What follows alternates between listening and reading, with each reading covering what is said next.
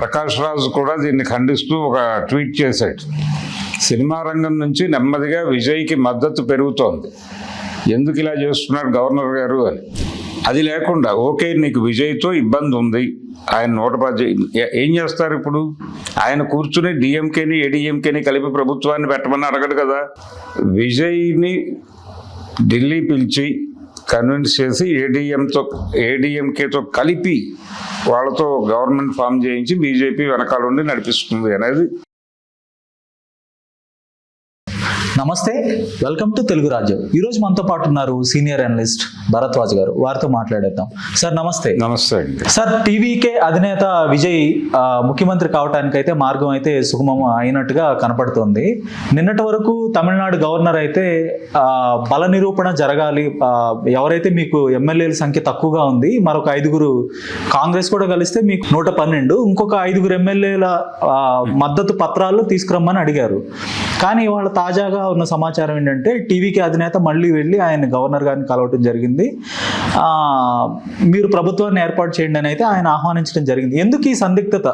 గతంలో బీజేపీ ఫడ్నవీస్కి అయితే గవర్నర్ గారు అక్కడ మహారాష్ట్ర గవర్నర్ అలౌ చేశారు, ప్రస్తుతానికైతే అలౌ చేయలేదు. మళ్ళీ తాజాగా మళ్ళీ ఆయన మనసు మార్చుకొని ఆహ్వానించారు. విజయ్ సంతకాలతో సహా తీసుకుని వెళ్ళి ఆయనకు సబ్మిట్ చేసి వచ్చాడు.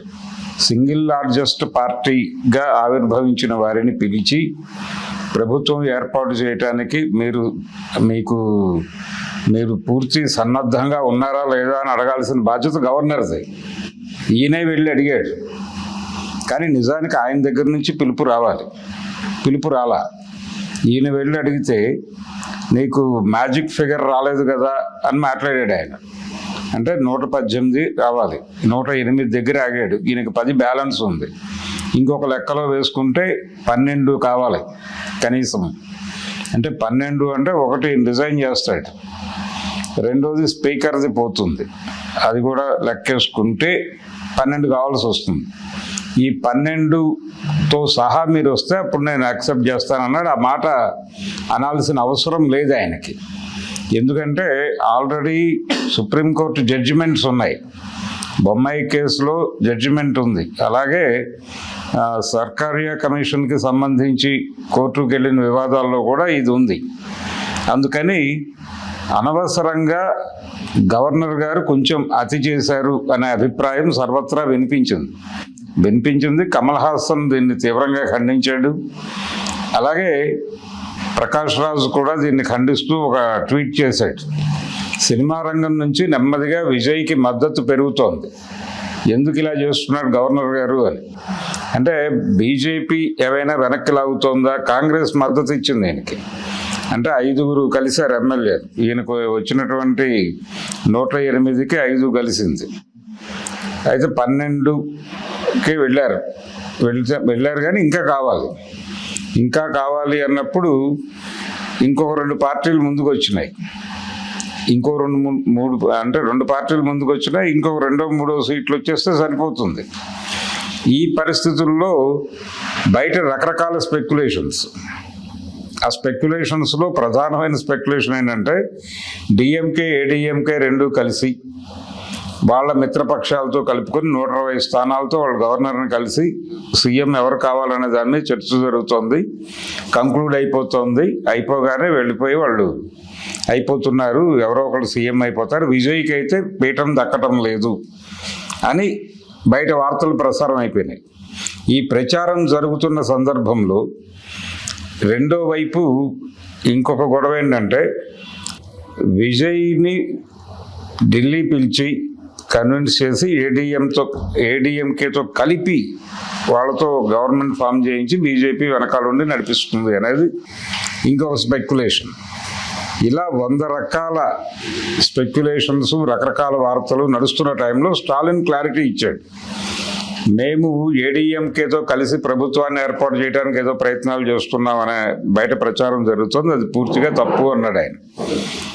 ఇదే టైంలో నిజానికి విజయ్ గవర్నర్ని కలిసిన మొదటి సందర్భంలోనే పళనిస్వామి ఒక 20 మంది ఎమ్మెల్యేలతో టీవీకేలో చేరబోతున్నాడు అని ఒక కథ బయట ప్రచారం అయిపోయింది. అది అందులో కూడా వాస్తవం ఉన్నట్టుగా కనిపించట్లేదు.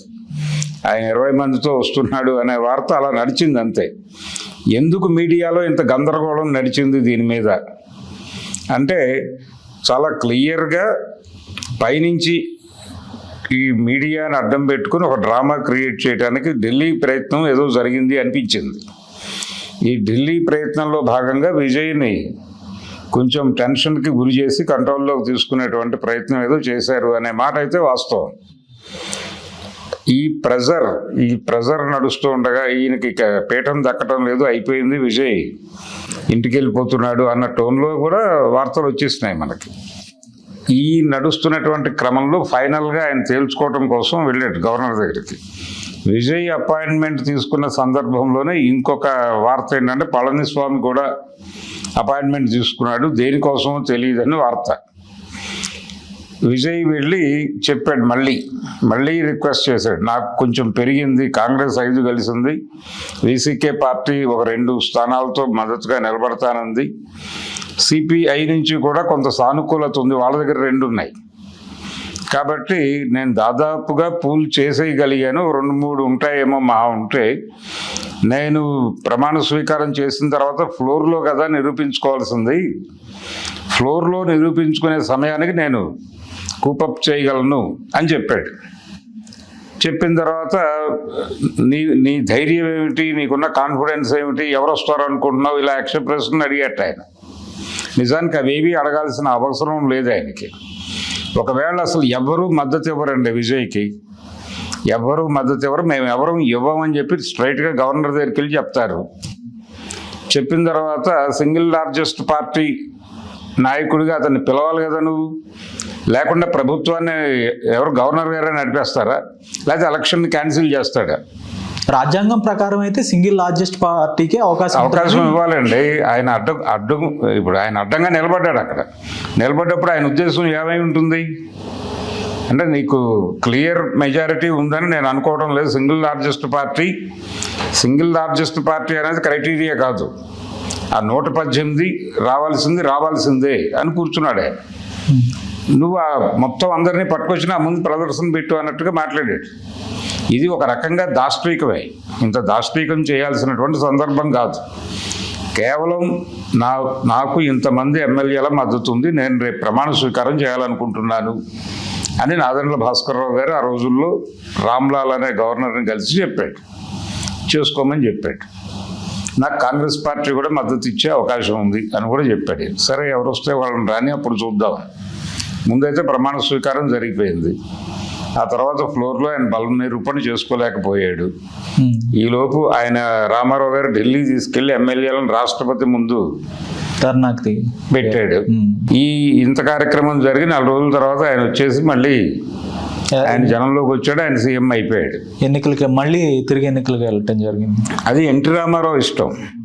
ఆయన సీఎం చేసేసిన తర్వాత అపవిత్రమైన ఈ శాసనసభ నేను రద్దు చేస్తున్నాను అని చెప్పి ఆయన తీసుకున్న నిర్ణయం అది. కానీ అది క్షణికావేశంలో ఏమన్నా జరిగిందా సార్? ఆ సందర్భంలో 83 తర్వాత ఆయన 83లో గెలిచారు. అవును. కానీ 85లో తిరిగి ఎన్నికలకి వెళ్లాల్సిన అవసరం లేదు. ఆయన వెళ్ళాడు. ఆయన ఇంట్రెస్ట్, ఆయన ఇష్టం అది.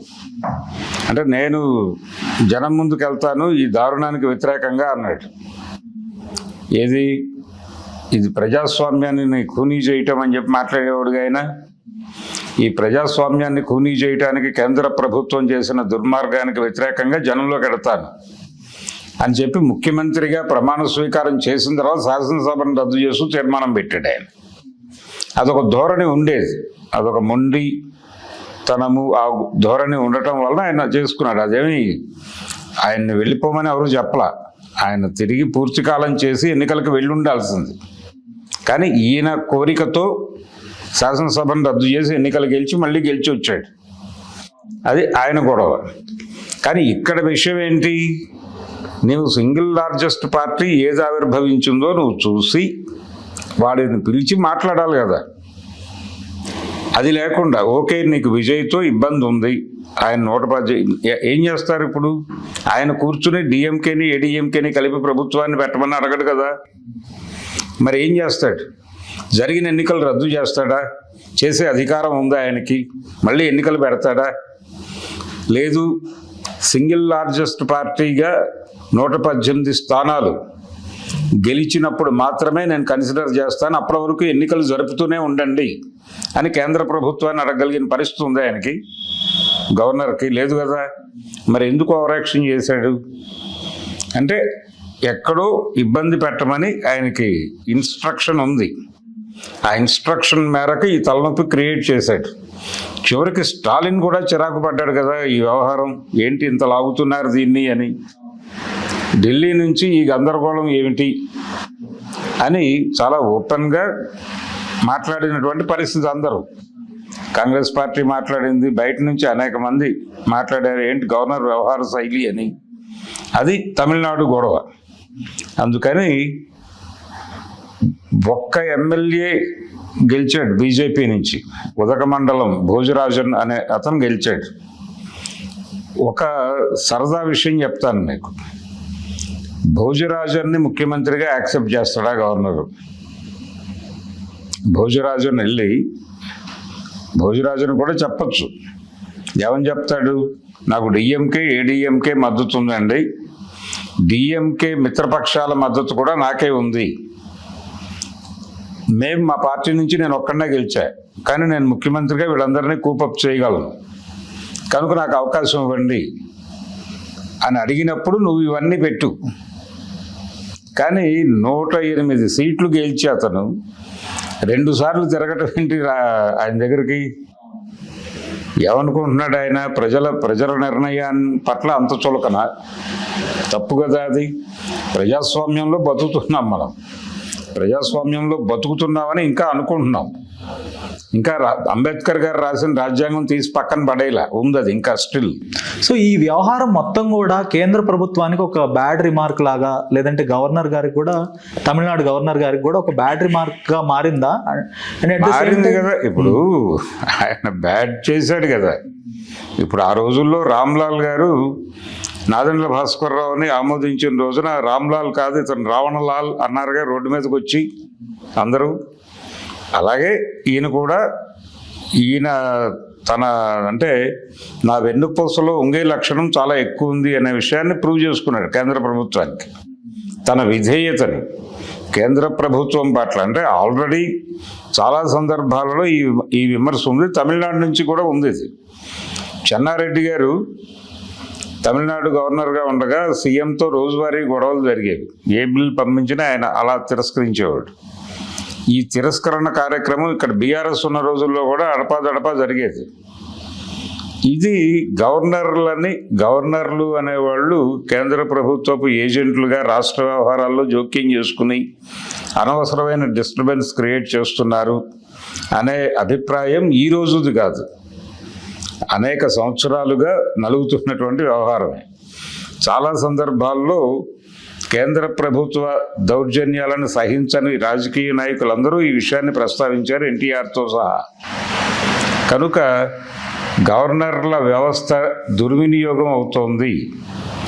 దాని మీద శంకర్ ఓ సినిమా తీశాడు కదా, ప్రేమికుడు అనే పేరుతో. ప్రేమికుడు సినిమా చెన్నారెడ్డిని టార్గెట్ చేసిన సినిమాని.